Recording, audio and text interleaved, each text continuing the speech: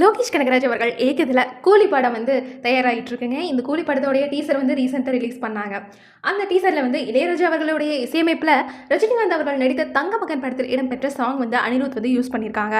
அப்படின்னும் தற்போது இளையராஜா அவர்கள் இந்த பாடலை பயன்படுத்தி இருப்பதால் சன் பிக்சர்ஸ் நிறுவனத்திற்கு எதிராக நோட்டீஸ் கொடுத்துருக்காருங்க.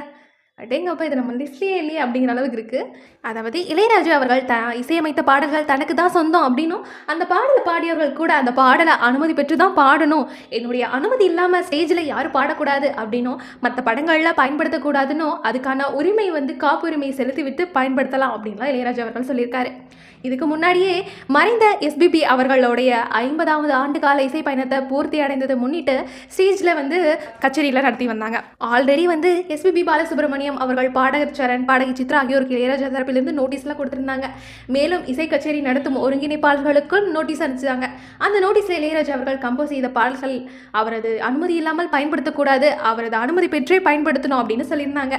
இளையராஜா அவர்களினுடைய சாங்ஸை பாடவோ இசை கச்சேரி நடத்தவோ கூடாதுன்னு, அதை மீறினா காப்புரிமை சட்டத்திற்கு எதிராயிடும், மிகப்பெரிய அபராத தொகையை சட்டப்படி தரணும் அப்படின்னு சொல்லி எச்சரித்து அந்த நோட்டீஸ் அனுப்பப்பட்டிருக்கிறது குறிப்பிடத்தக்க ஒரு விஷயங்க. இந்நிலையில் இப்போ சன் பிக்சர்ஸ் நிறுவனத்துக்கு எதிராக இளையராஜா அவர்கள் நோட்டீஸை கொடுத்திருக்காரு. கூலி திரைப்படத்தின் டீசரில் இளையராஜாவின் வா வா பக்கம் வா சாங் மறு உருவாக்கம் செய்யப்பட்டிருப்பதாக சொல்லப்படுது. இந்த பாடல் மற்றும் இசைக்கு முதல் உரிமையாளர் இளையராஜா அவர்களிடம் முறையாக எந்த அனுமதியும் பெறல அப்படின்னு சொல்லப்பட்டிருக்குங்க.